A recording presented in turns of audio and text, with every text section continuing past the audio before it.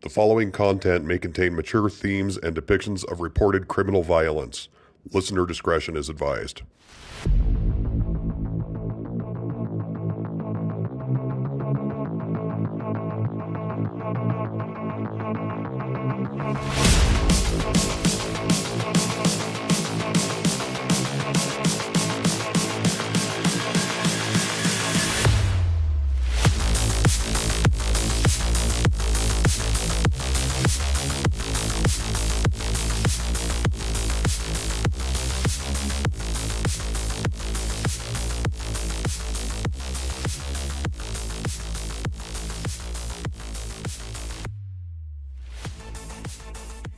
Welcome back to Dark Dish Radio. God, you sound sexy. Well, thank you. Oh, well, thank you. So, welcome back, folks. Dark Dish Radio. Hope you are doing well on this. I don't think we should ever say what day it is, you know? I think it should be a mystery. I think it should be a mystery. Much like this entire experience of this show, Dark Dish. So, hey, we're getting some good feedback on our first show, I would say. I think so too. But you might know something that I don't know. And that is you're making the whole thing up. No, it's been fun. And again, we feel like we've been doing this for a while because we technically had been on podcasts, just not on YouTube. Yeah, that's a lot more exciting on YouTube, I think. It kind of is. And we like the whole video aspect of it, although I'm not going to be on video because nobody needs to see that. Oh, now come on. Well, you have to talk that way about yourself. I think we need to tell the listeners or listener that tonight I am in my vehicle. So there may be some background noises. Yeah, because I have a sick person in my home, so they needed to go to bed, and so that's why I'm out here. Yeah, well, I think that kind of adds to the ambiance. Motorcycles racing by at 100. Ambulances and various and sundry cars going by. No, I think that's part of the appeal. This is a very free form kind of show. Right. And we have no rules. We have no constraints. No, not like other YouTube shows that don't have motorcycles in the background. That don't have terrible road noise. And what we hope is you may notice that from video to video, you may see visually that we are in different locations, that you're listening to us on the radio, wink, wink, at different locations. My husband made some pretty goofy, I love you, honey, but truly, some pretty goofy recommendations as to where we could be recording from. But why? Didn't he say, yeah. He said a haunted library. I said, and how exactly would I, yeah, I don't know how that would work. Well, I think that's great that he came up with an idea, though. Well, he mentioned a campfire. He liked the campfire idea.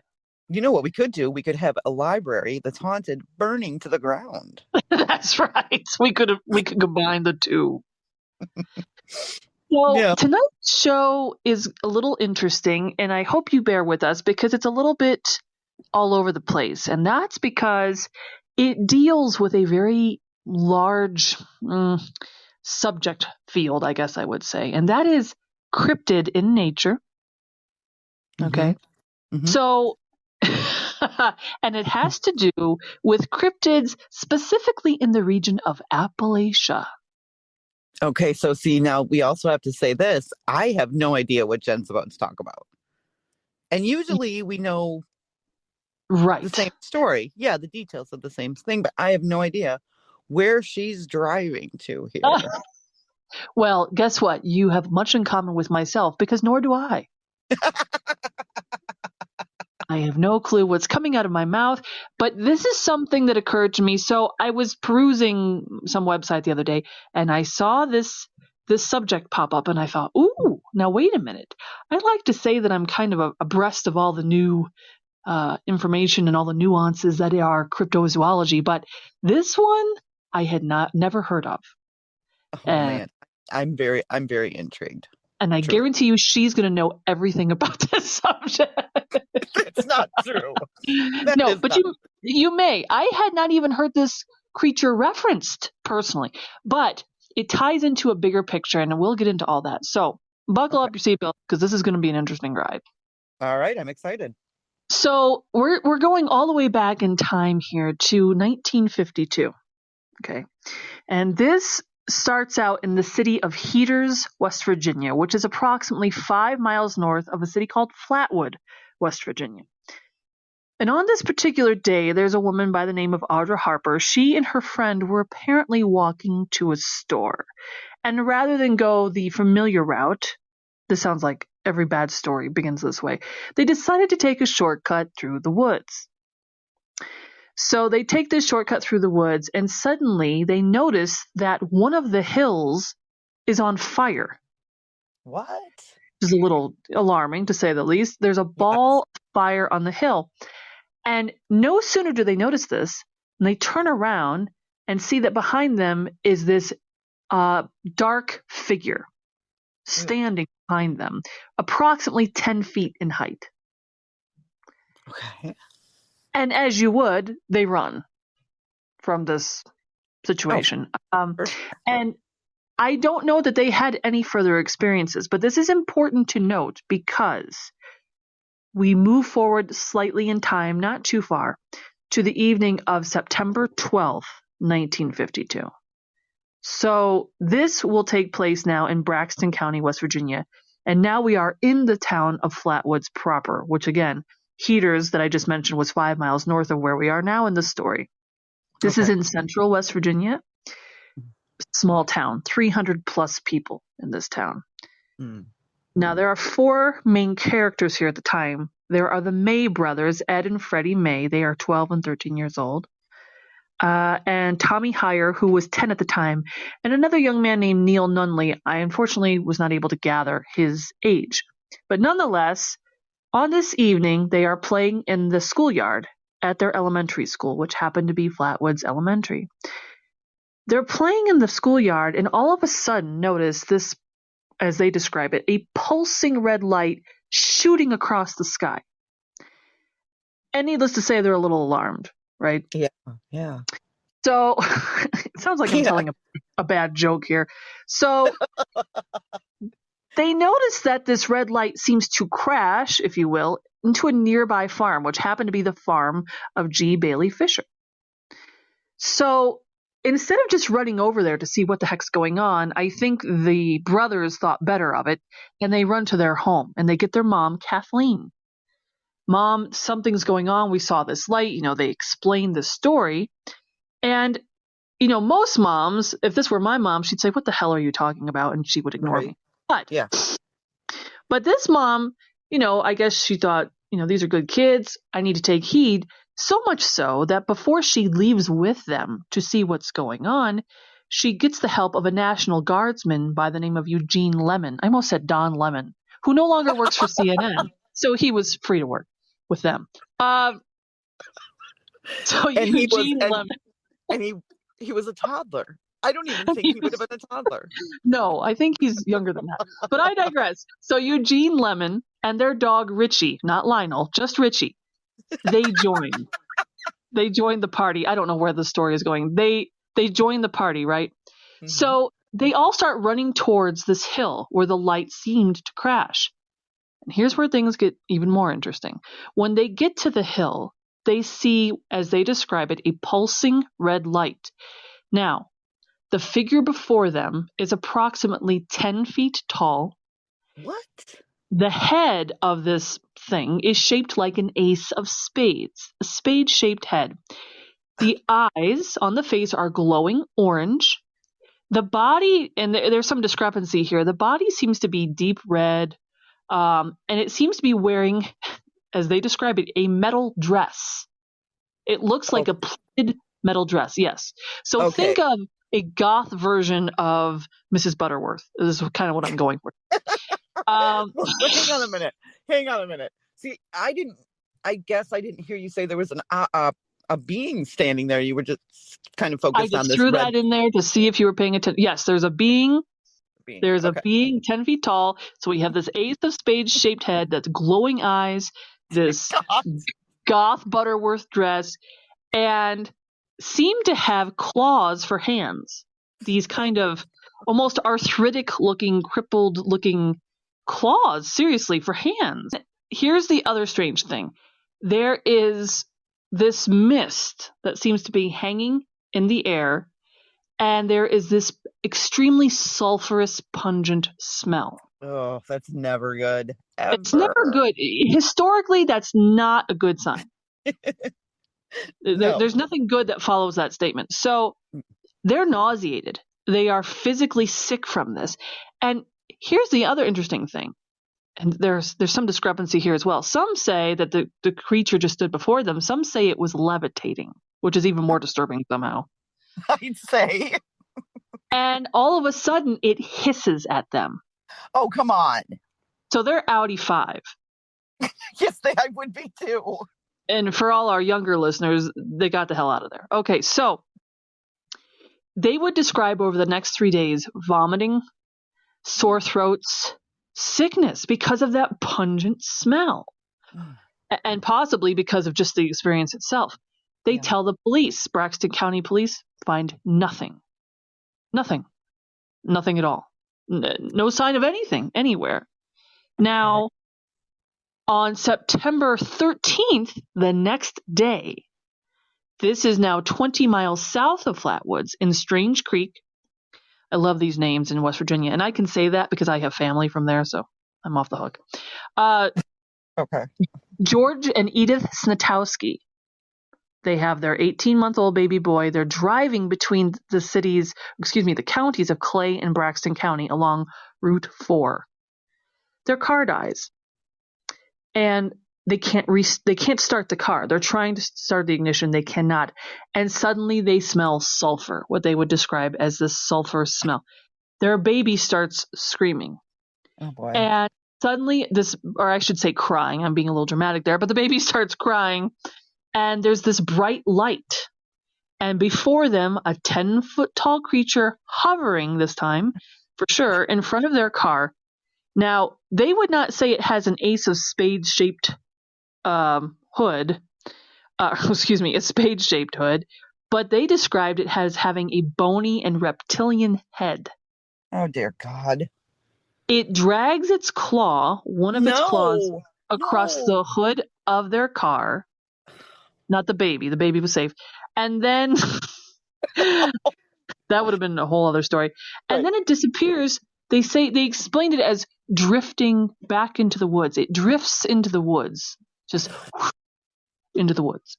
Yeah. And then their car starts again. Now, here's the thing. This all sounds pretty bizarre, to say the least. But we have to look on, as she has pointed out before, gee, folks, we have to look on both sides here of this story. Now, and I'm sure you're familiar with the Skeptical Inquirer. Yes.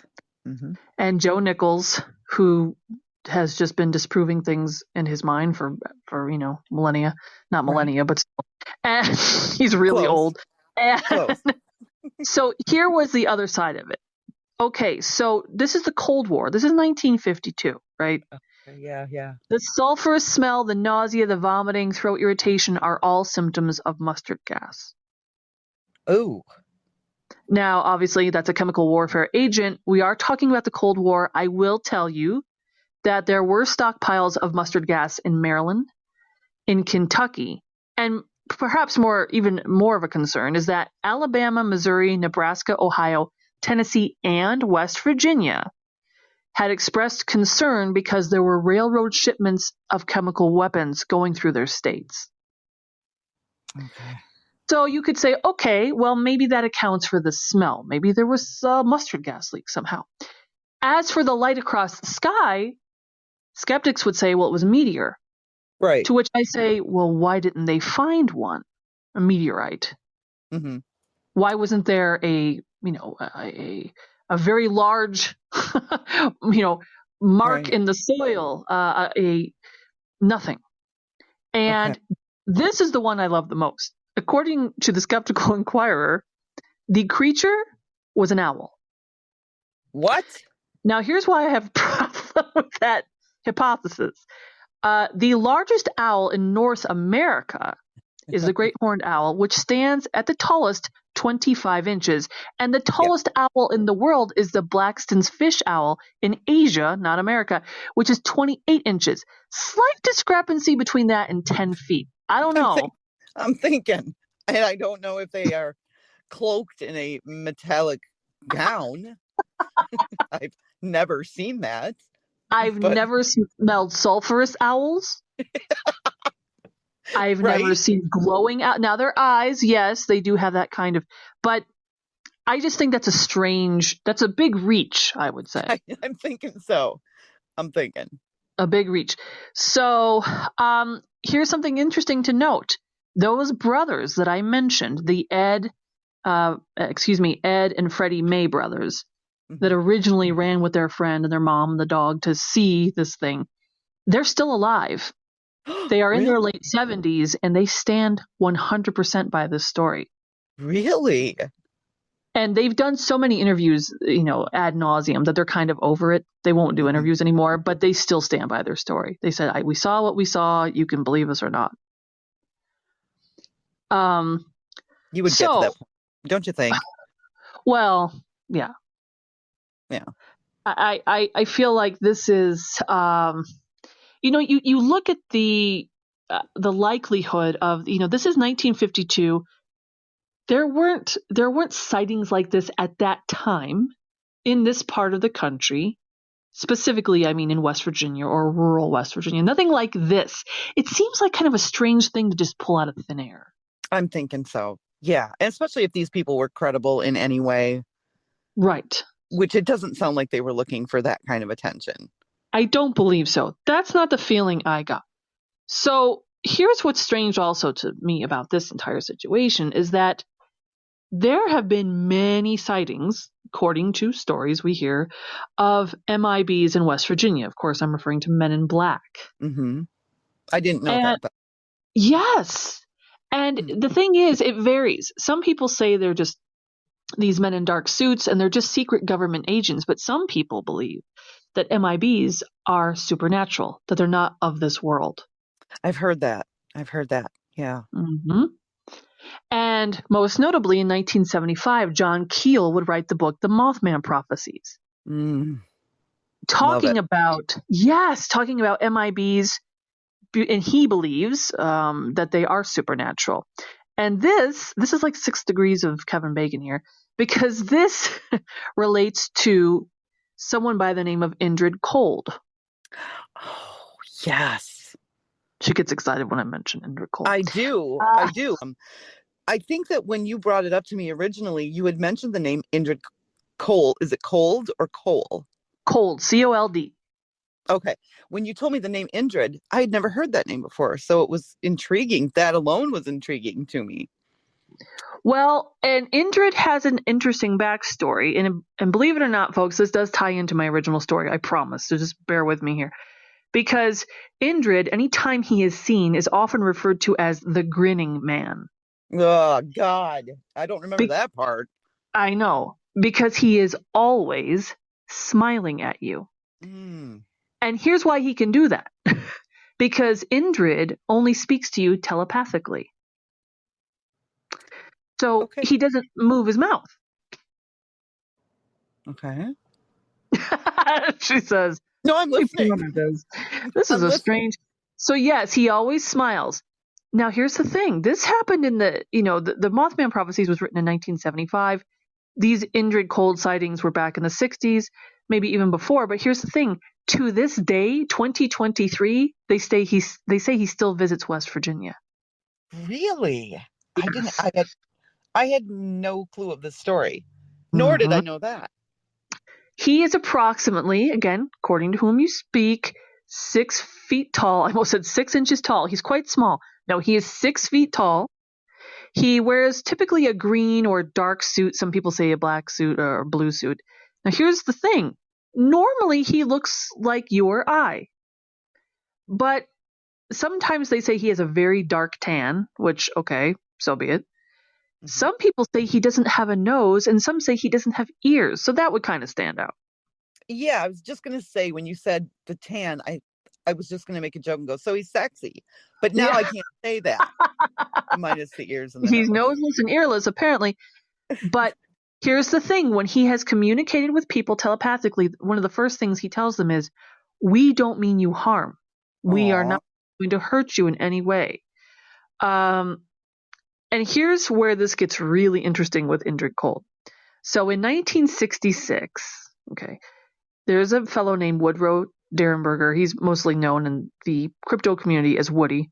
He was a sewing machine salesman, and he lived in Mineral Wells, West Virginia. He ran into Indrid one night on the road, and because Indrid communicates telepathically, he gave him a lot of information over the course of their meeting. And here's what he told him. Now, again, remember, this is how he received this information. This man completely stood by this. He's from a planet called Lanulos. Oh. Indrid is, yes. And apparently, according to him, it's about 14.6 light years from Earth in another galaxy. About, with the point. Yeah, as the crow flies.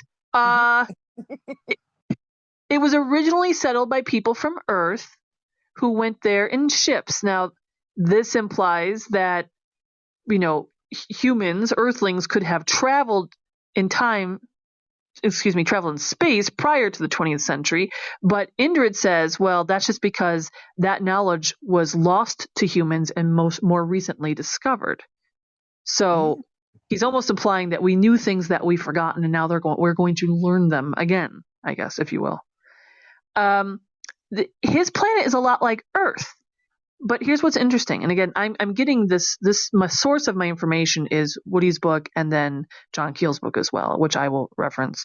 But what's interesting is they have 3 seasons on his planet. They have a planting season, a harvesting season, and a cold season. That's it. So that kind of narrows it down. He said that he can easily pass as human because they pretty much look the same. We pretty much all look the same.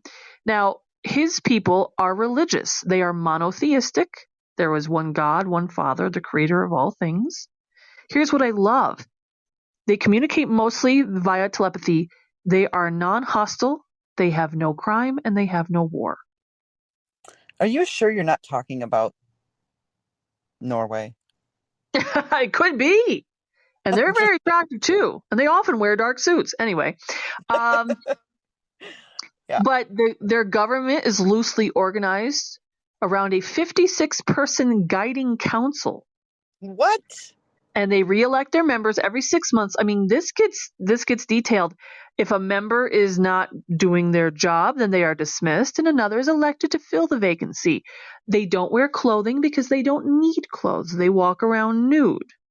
But since Indrid is here, he wants to blend in, so he wears a jaunty little suit, apparently. And yes, a jaunty suit. And when he first came to our planet, people kept staring at him, and that's why he decided to just kind of blend in. Now, they do get married on his planet. When they're married, they are united. The males refer to their spouse as union, and the female calls her husband her united. It's very interesting. And okay. I'm just getting Lori Vallow vibes. It's a little Vallow. It's a little L. Ron Hubbard. I got you. Right. He indicated that he had a wife and 2 children. In Earth time, they can live to be as old as 175 years. Okay. Which is hard to believe because if you're nude all the time, I mean, that's, Absolutely. I mean, they do have a cold season. I would think that they, hypothermia would. Anyway. Well, maybe that's why they don't have a nose and some ears. That could be why. There you go. He did say that while they don't engage in war, they are very business oriented and they wanted to trade with Earth. However, when they came here, our government kept rebuffing them. That I can completely believe. Oh, hell yeah. Yeah, for sure. Because, every time they apparently had attempted to land on Earth, they kept being met with hostility. I'm sorry, that makes me laugh. Of course they did. Of course you're in a loading zone. Move. They just can't. They can't find a parking place, and he actually got shot once by a shotgun. He did reference that, so that's not a great way to, introduce yourself to aliens, I would suspect. No, and the more you talk, the more I'm like amazed that you know all this information. This is all in my memory bank. No, it's not. Yes, I was really going down this hole. Now, this whole story, like I said, there's a book called Visitors from Lanulos by Woody, and of course the Mothman Prophecies by John Keel. So all this information this is from them. So, but here's something else interesting about that. Are you familiar with somebody known as Valiant Thor? I can't say as I am. Valiant Thor, according to some sources, was an extraterrestrial who actually lived at the Pentagon for 3 years in 1957. No. And some people think it's Indrid Cold. Oh, dear God. Under Eisenhower. What? Truly, really? yeah. Yeah. Okay. And you and I know and anyone listening, I know that you guys have seen or heard some of the footage is certainly available on YouTube of, alleged encounters with aliens and our government and how we're holding them here against their will, or they're teaching us how to use gravity or things of that nature. Right. Or I should say anti-gravity. So there's a lot of talk about this, but yes, apparently under Eisenhower. So if that's true, I obviously don't know. But here's where this ties in with John Keel's experiences as well. When it comes to the Mothman, so, in the so now we're in the late 1960s, and you may be familiar with the Silver Bridge collapse. And as she said, we'll go into that in more detail, of course, in another show. But so that was December 15th, 1967. 46 people died when that Silver Bridge, which spans the Ohio River connecting West Virginia and Ohio, it was rush hour, and what they refer to as I-bar 330 collapsed. The I-bar gave, and when it did, the lower side of the I-bar failed, which transferred the load, and it was just like a domino effect. The entire bridge went down. So sad. That was so sad. Its 2 bodies are still missing to this day. No. Yes, that they never recovered. And the reason I mention this is because the Mothman was purportedly seen, and there was even a famous photo of this, being on top of the bridge. And what people now say, and what Indrid Cold, I think, would say, or these MIBs, or whatever he is that the Mothman, much like them, is not the one causing the problems. He's actually trying to warn us before they happen. Yes, I remember you telling me that when you were describing what you know and what this person that you know knows. Yes. It kind of tripped me up because I thought, I really didn't know a whole lot about the Mothman. However, I knew that there were these disasters that were associated with him. So when you flipped the script on me and said, no, that's not what's going on, because you believed that. And so I kind of looked at it in a different way. Well, and, I understand that we both know that psychic phenomena is highly scrutinized by people. I get that. Sure. Yeah. And that psychic ability, there are plenty of people who do not believe in that, plenty of naysayers. But for those who do believe and give it credence, Chip Coffey, who was a very well-known psychic, he at one point would go to Point Pleasant, West Virginia, which is where the Mothman was often seen in the 60s. And that was his hangout back in the day.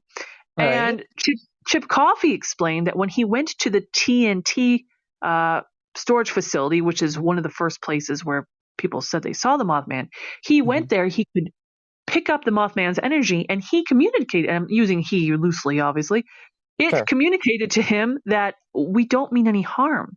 So essentially they are ultra-terrestrials. Yeah. And they're just, hey, we have a different vantage point. We can see things before you do. This is why people kept saying, well, these Mothmen are seen all over the world and always with a tragedy, so they must be causing it. Right. But now we see that, no, that might not be the case. It may be that, again, they're not coming after the fact, they're coming before. So anyway, it's an interesting thing to consider that there are so many of these sightings in Appalachia, in West Virginia proper even. And maybe it's because, a lot of people believe that this is a part of the country that is not given a whole lot of respect, not given proper, that the education system is really lacking there, that there's a lot of poverty in some locations there, that is kind of forgotten in some ways. Yeah. And, it's interesting because there was one woman, and I know we're not going to go over the whole Mothman deal right now, but I remember specifically one woman, I think her name was Cindy, and she was one of the 4 teenagers around that time. You said in 1967, was it? Yes. Yeah, and they were going down the road, and then suddenly they had this giant owl creature over them, and she never, from that day forward, ever left her house again. Right. Only on rare occasions, I think. But last I'd heard, she was still alive. When I saw a program years ago on it, she was still alive, and she said, "No, I will not go outside." She wouldn't go outside decades later. So right. Well, it tells you something happened. And when you have 4 people that are saying the same thing, it's intriguing for sure. It is intriguing, and especially when you have multiple encounters, because my husband and I were discussing this earlier. If you have one group of people who encountered something once, then if they're conversing about this experience at once, they're listening to each other's details, and often they're just parroting what the other person said. But when you have multiple accounts from different areas, right? Yeah, like you said, multiple different occasions. Yeah.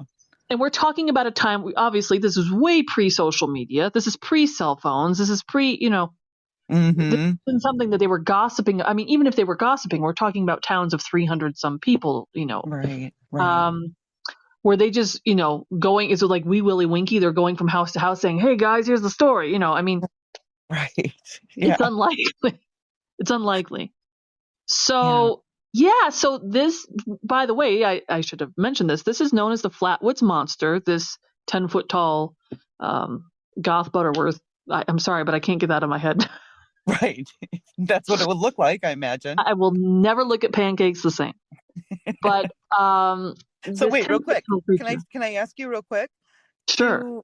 So did you say they still see this thing? They say that they still see Indrid Cold, but not the FLATWOODS Monster itself. No, I've not heard of recent sightings of that creature. Okay. Yeah, that's interesting because I haven't really read a lot about the Mothman, or I've never heard of this story, obviously. And nor have I. Yeah, and the Indrid Cold, I haven't thought about for a long time. So maybe we should do a little digging and see what the most recent sighting was of Indrid Cold. Even more impressively, we could have him on the show. But the problem is he's telepathic, so... By God, yeah, we could try. In fact, here he is now. I'll tell you everything he's saying. That is the story, the very strange story. And again, I apologize for going all over the place, but I just thought it was interesting how there were these parallels from one creature to the next. You don't have to apologize for that because it's not a story, really. If you don't have different aspects and different time frames, what the hell are you apologizing for? I apologize because I just made the whole thing up. No. It's Cindy James was a very heavy story, so we needed something, a little less cerebral and a little more. Yeah, I'm still trying to figure that one out. And you know what? I'll tell people about it. They're like, okay, that's what? I know. Yeah. And when we recorded that show, we did not know, and people would say, well, you didn't do your homework, and I admit that. But I didn't realize how many times that story had been covered. It was honestly new to me. I had never heard about it. You have the stuck in your craw and it's okay. There's many things in my craw. This is a fact. Guaranteed. So that's the very strange story, very strange roller coaster ride that is the FLATWOODS Monster of Braxton County, West Virginia. I loved it. Thank you for telling me that. I had never heard that story before in my entire life, and I've heard everything, I think. And it's not really nightmare inducing. It's more curious, I would say. I'd say so, because you have different elements. You have UFOs, you have tin men walking around with ace hats, spade hats. Yeah. Spade head. Sulfur, mustard gas. I don't know what's going on in West Virginia in the 1960s. Something was going on. And as she said, we will do an entire show about the Mothman because believe it or not, folks, there really is that much to go over with the Mothman. There really is. It's probably going to be an hour show. We'll be fine. No matter what we do. We're good. We'll be fine. All right. Well, you guys be safe out there.